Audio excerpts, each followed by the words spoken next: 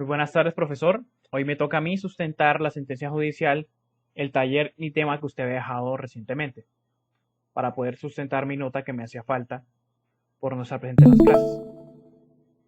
Se dice primeramente que qué es lo que significa que una sentencia judicial puede ser reconstruida como argumentación. Bueno, nosotros habíamos establecido que para llegar a los pasos de la sentencia judicial se tienen que tener en cuenta ciertas premisas para llegar a una conclusión, que es lo mismo que puede ser un argumento, que aquí dice puede ser reconstruida cuando la resolución ocupa el lugar de la conclusión cuyas premisas se formulan en las consideraciones. Son los mismos pasos, o pueden llegar a ser los mismos pasos que en una argumentación. Se puede organizar de forma distinta, tomar o no en cuenta lo del ámbito jurídico para poder organizarlo. También es la relación que existe entre una fundamentación de una sentencia judicial y la solidez de una argumentación. Se dice que una sentencia se justifica o bien cuando el argumento es bueno y se expresa el contenido de dicha decisión o cuando se considere justificado. A su vez, la solidez de la argumentación explica que el argumento es sólido si el conjunto de sus premisas son aceptables y su estructura es lógica. Se pueden relacionar en cuanto a que las dos tienen que tener el sentido necesario con las consideraciones, con las premisas y con las condiciones que se establecen para llegar a la misma. Y ahí se muestra que las dos poseen una fundamentación clara y los argumentos deben ser acordes con su decisión. No es simplemente llegar a una conclusión y que la justificación no sea la misma. Y a su vez se dice que es un argumento, que es lo siguiente, y qué es una argumentación.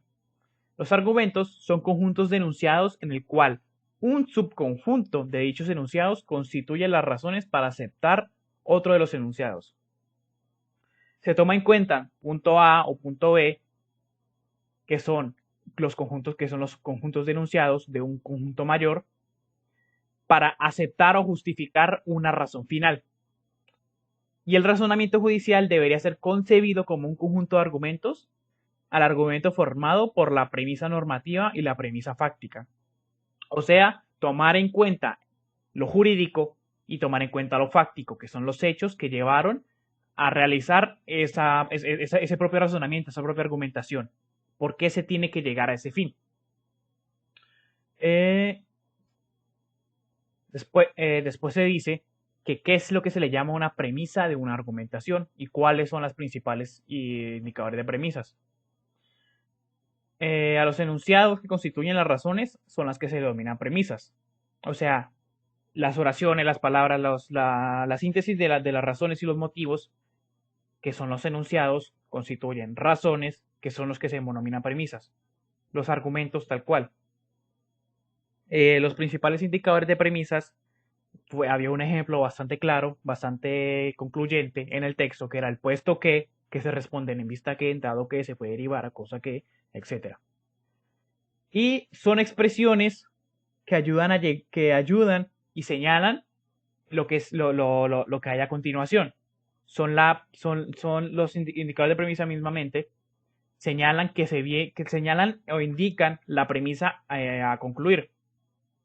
Los indicadores a su parte, que son el por lo tanto, así, de ahí que, consecuencia, etcétera, que son los que consisten, son los que ordenan estos mismos, que eso, o sea, parte del quinto punto, que son lo que son, ¿en qué consiste la tarea de construir argumentos? Ordenar argumentos, agrupar las premisas, que se logre distinguir las conclusiones y lograr que se expresen unos enunciados de forma completa.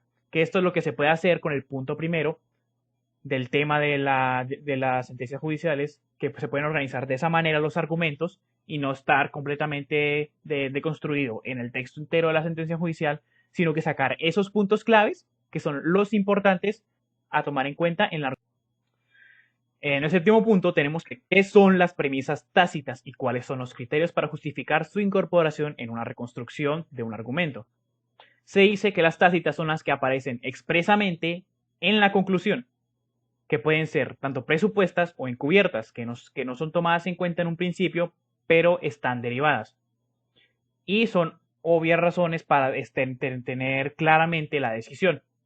Su criterio puede ser o semántico o lógico, que son suponer que esas premisas, esas propuestas a las que se le tiene concluido y que están en la conclusión, no estén presentes en las premisas. Es una conclusión que no está aparte, que no está anteriormente expuesta, sino que es algo que se llega con los propios argumentos. No hace falta mencionarla con anterioridad. Y de forma lógica, que se supone que aquella premisa debe permitir reconstruir el argumento con un razonamiento sólido. Es más, como se podría decir, incluso sentido común en lo que cómo se puede exponer ese tema. Ya en el punto 8, que son cuáles son las pautas para guiar la tarea de reconstrucción de argumentos, es que puede ser una interpretación. Muchos de los enunciados lingüísticos y presentes en el texto no se tienen en cuenta en una reconstrucción. Cosas que no se tengan que tomar en cuenta, que no lleguen a fondo, que no sean parte del argumento, que sean otras opiniones aparte, que no sean tomadas en cuenta o que sean, digamos, en una sentencia, un hecho o un hecho fáctico que no tenga que ver expresamente en el argumento. Tener en cuenta que la lógica usada en el argumento tiene que ser sólido y que las premisas se puedan probar que son verdad. Y también se pueden apoyar las premisas de argumentos construyendo subargumentos que deriven de él mismo y defenderlos con otros subargumentos para validar todo el contexto. Y tanto el argumento central como el subargumento pueden contener premisas tácitas anteriormente expuestas. Ya para finalizar, se dice que cuáles son las principales cuestiones que se pueden tener para resolver al funcionar una decisión, al fundar una decisión judicial. Es primero, tener en cuenta el material normativo que se está utilizando para la decisión. Si es por ejemplo, que el que se usaba anteriormente el Código de Procedimiento Civil, que hoy en día ya no se usa, pero en la época era el que se utilizaba.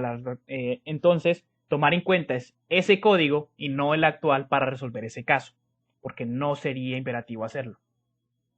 La forma en cómo el material normativo es relevante debe ser interpretado. Sí se puede tener más en cuenta como un argumento, o sea, ¿qué es más válido en el del punto anterior? ¿Qué es más válido? La importancia del código, si es lo que marcaba un cambio significativo con el actual, o cómo la interpretación en cuanto al argumento puede ser mejor que tomar tanto en cuenta la normatividad anteriormente expuesta. Probar de que los enunciados se escriben tal cual como sucedieron y que los hechos sean suficientemente relevantes para la cuestión, no cosas mínimas que no tengan que ver nada en cuenta para solucionar esto. Y clasificar la subfunción de los hechos probados empleados en los términos generales. Tomar en cuenta todo lo relacionado con el contexto y no irse más allá del mismo. Muchas gracias.